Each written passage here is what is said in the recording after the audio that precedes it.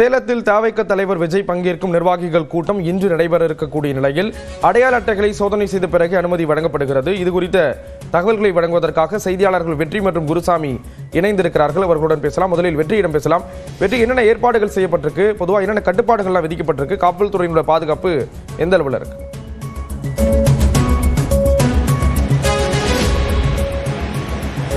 தமிழக வெற்றிக் கழக தலைவர் விஜய் 2 மாதங்களுக்கு பின்பாக கடைசியாக டிசம்பர் 18 ஈரோடுல மக்கள் சந்திப்பு நடத்தியிருந்தார். அதுக்கு பின்பாக 2 மாதங்களுக்கு பின்பாக இன்னைக்கு சேலத்துல மக்கள் சந்திப்பு நடத்துறார். அதாவது மக்கள் சந்திப்பாக திட்டமிடப்பட்டு பின்பு இடவசதி மற்றும் ஆட்களுக்கான நிபந்தனைகள் அடிப்படையில் இது நிர்வாகிகள் மற்றும் தொண்டர்களுடைய சந்திப்பாக மாற்றப்பட்டிருக்குது.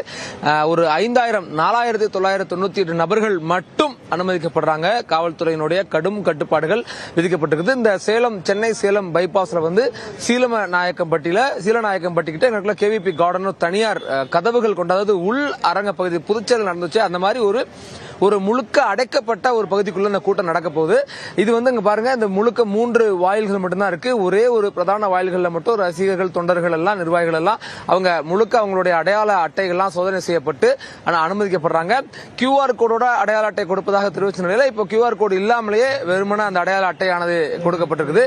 இதுல ஒன்றியம், கழகம், பேரூர் அவங்க வார்டு வாரியாக நிர்வாகிகள் பங்கேற்கிறாங்க. சேலம் மாவட்டத்தில் கூடிய 11 சட்டமன்ற தொகுதிக்கு உட்பட்ட நிர்வாகிகள் இருக்காங்க. இன்னைக்கு வரக்கூடிய நிர்வாகிகள் முழுக்க இவங்களை முழுக்க கண்காணிக்கிறதுக்காக ஒரு தீவிரமான, அதாவது ஒரு கட்சி, ஒரு பெருந்திரள் கூட்டம் நிகழக்கூடிய இடத்துல ஒரு அடிப்படை ஒழுங்கு இப்பதான் உருவாக்கப்பட்டிருக்கிறத பார்க்க முடியுது. ஏன்னா அவங்க இந்த பகுதி, இந்த சாலை, சர்வீஸ் சாலை முழுக்க காவல்துறை கட்டுப்பாட்டில் இருக்குது. உள்ள செல்லக்கூடிய தொண்டர்கள், ரசிகர்களுக்காக முழுக்க தடுப்புகள் வச்சு வரிசையா அவங்க போக போறாங்க. இந்த இடத்துல கூட பாருங்க, தனியாக இந்த பவுன்சர்கள் தவிர ஒரு தொண்டர் படை, ஒரு வாலண்டியர் தொண்டர் படையும் உருவாக்கப்பட்டிருக்கு. அவங்களுக்கெல்லாம் சீருடை கொடுக்கப்பட்டு அவங்க ஐடி கார்டு, அதோட ஒரு சீருடை அடிப்படையில் இவங்க பணியாற்ற போறாங்க அப்படிங்கிறது ரொம்ப முக்கியமானது. அதாவது ஒரு பெருங்கூட்டம் நிகழக்கூடிய இடத்துல ஒரு அடிப்படை ஒழுங்கு கட்டமைக்கப்பட வேண்டியிருக்கு. அது காப்பாற்றப்படுவதோ அதன் வழியாக தான் இந்த கூட்டத்தை சமாளிக்கக்கூடிய திறன் அந்த அமைப்புக்கு உருவாகுது. அப்படியாக இந்த இடத்துல வரிசையா அவங்க எல்லாரும் தடுப்புகள் அமைக்கப்பட்டு முழுக்க வரிசை அவங்க அனுமதிக்கப்படுறாங்க. கரூர் சம்பவத்தை கருத்தில் கொண்டு கூடுதல் தீவிரமான கண்காணிப்போடையும் கவனிப்போடையும் இந்த விஜய் பங்கேற்கக்கூடிய கூட்டங்களுக்கான அனுமதிகளும் அது நடத்துறதுக்கான பணிகளும் மேற்கொள்ளப்பட்டு வருது அப்படிங்கறத பாக்குறோம். சேலத்துல தான் அது முழு ஒழுங்குக்கு வந்திருக்கதையும் பாக்குது.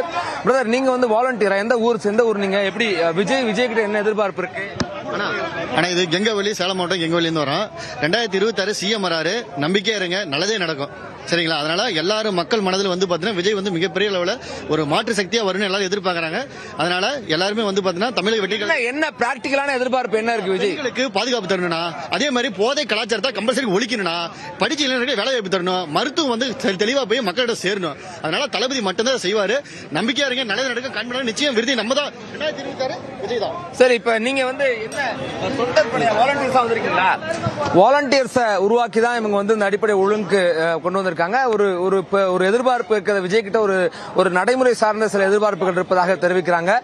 வேலை வாய்ப்பு உள்ளிட்ட விஷயங்கள் சார்ந்து அவர் விஜய் எப்படியும் 11 மணிக்கு மேலாக சேலம் விமான நிலையத்திலிருந்து இங்க 12 to 3 மணிக்கு தான் அனுமதி கொடுத்திருக்காங்க. அதனால அவர் 12:30 மணி அளவுல தான் இங்க வருவதற்கான வாய்ப்பு இருக்குது. இந்த இடத்துல அவருடைய உரை நிகழ்ந்த பின்பாக இங்கிருந்து அவர் கிளம்புவதற்கான சாத்தியங்கள் இருக்குது. விஜய் அந்த ஈரோடு வருகைக்கு பின்பாக 2 மாதங்களுக்குள்ள CBI விசாரணை நடந்திருக்குது. ஜனநாயகன் படத்திற்கான தடை உள்ளிட்ட அதுக்கு நீடிக்கக்கூடிய சிக்கல்கள் உள்ளிட்ட பல்வேறு விஷயங்கள்லாம் நடந்திருக்குது. ஆக இந்த விவகாரங்கள் சம்பந்தமா இன்னைக்கு பேசுவாரா, அதுக்கெல்லாம் எதிர்வினை ஆற்றுவாரா அப்படிங்கிற ஒரு கேள்வி நீடிக்குது.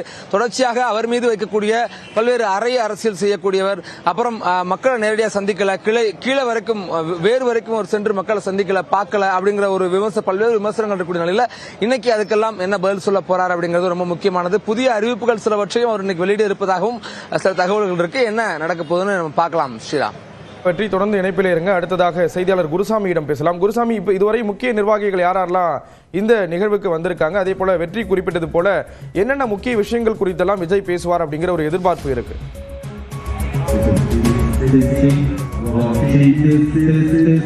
ஸ்ரீராம் தமிழக வெற்றி கழகத்தினுடைய நிர்வாகிகள் கூட்டம் இன்று நடைபெறும் என தெரிவிக்கப்பட்டிருக்கக்கூடிய நிலையில் அந்த நிகழ்ச்சி நடைபெறக்கூடிய வளாகம் முழுவதும் காவல்துறை கட்டுப்பாட்டில் வைக்கப்பட்டிருக்கிறது. உள்ளே நுழையக்கூடிய ஒவ்வொருவரும் முழுமையான சோதனைக்கு பின்னரே அனுமதிக்கப்பட்டுக் கொண்டிருக்கிறார்கள். நம்ம அதனுடைய காட்சிகளை பார்த்துக் கொண்டிருக்கிறோம். காவல்துறையினர் இந்த ஒவ்வொருவரையாக உள்ளே வரக்கூடிய கட்சியினர் நிர்வாகிகள் ஒவ்வொருவரையாக முழுமையாக சோதித்த பின்னர் முழுமையாக உள்ளே அனுப்பி கொண்டிருக்கிறார்கள். இதாவது உள்ளே இந்த நிகழ்ச்சி நடைபெறக்கூடிய வளாகம் முழுவதும் காவல்துறையினர் கட்டுப்பாட்டில் கொண்டு வரப்பட்டிருக்கிறது. மொத்தம் பவுன்சர்கள் மட்டுமே 700 பவுன்சர்கள் போடப்பட்டிருக்கக்கூடிய நிலையில் அதை தவிர்த்து காவல்துறையினர் 800 பேர் இந்த பகுதியில் பாதுகாப்பு பணியில் ஈடுபடுத்தப்பட இருக்கிறார்கள். மொத்தம் இந்த நிர்வாக குழு கூட்டம் நடைபெறக்கூடிய பகுதி மொத்தம் 18 பகுதிகளாக பிரிக்கப்பட்டு அதில் ஒவ்வொரு பாக்ஸிலும் 250 பேர் இருக்கக்கூடிய வகையிலான ஏற்பாடுகள் செய்யப்பட்டிருக்கிறது. மேலும் இந்த வளாகத்திற்குள்ளேயே மொத்தம் 3 இடங்களில் மருத்துவ முகாம்கள் அமைக்கப்பட்டு மருத்துவர்கள் உள்ளிட்டோர் பணியமர்த்தப்பட்டிருக்கிறார்கள். இதை தவிர்த்து மொத்தம் 15 மருத்துவ குழுக்கள், 20 ஆம்புலன்ஸ்கள் என விரிவான ஏற்பாடுகள் செய்யப்பட்டிருக்கிறது.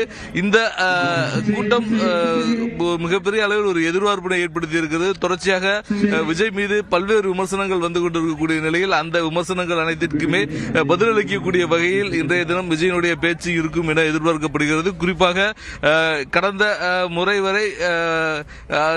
முறை ஈரோட்டில் நடந்த கூட்டங்கள் வரை அவர் நேரடியாக அவர் மீதான விமர்சனங்களை அதிமுக உள்ளிட்ட கட்சிகள் தவிர்த்து வந்த சூழலில் தற்பொழுது அதிமுக, திமுக மற்றும் பாஜக உட்பட அனைத்து கட்சிகளுமே விஜய் மீதான ஒரு கடுமையான விமர்சனங்களை முன்வைத்து வருகின்றன. இந்த நிலையில் இந்த 3 கட்சிகளுக்கும் பதிலளிக்கக்கூடிய வகையில் இந்த நிர்வாகிகள் கூட்டத்தில் விஜயனோட பேச்சு இருக்கும் என எதிர்பார்க்கப்படுகிறது. இந்த நிர்வாகிகள் கூட்டம் நடைபெறும் வளாகத்திற்குள்ளேயே தனியாக இன்றைய தினம் வெள்ளிக்கிழமை என்பதன் காரணமாக இஸ்லாமியர்கள் தொழுகை நடத்துவதற்காக தனியாக ஒரு இடமும் தனியாக இந்த வளாகத்திற்குள்ளேயே அமைக்கப்பட்டிருக்கிறது. விஜய் 12 மணி முதல் 3 மணி வரை பேசுவார், அந்த கூட்டத்தில் பங்கேற்பார் என தெரிவிக்கப்பட்டிருக்கக்கூடிய நிலையில் அந்த நேரம் சரியாக இஸ்லாமியர்கள் தொழுகை நடத்தக்கூடிய நேரம் என்பதால் அவர்களுக்கு என தொழுகை நடத்துவதற்காக தனியாக ஒரு இடமானது தனியாக ஒதுக்கப்பட்டிருக்கிறது.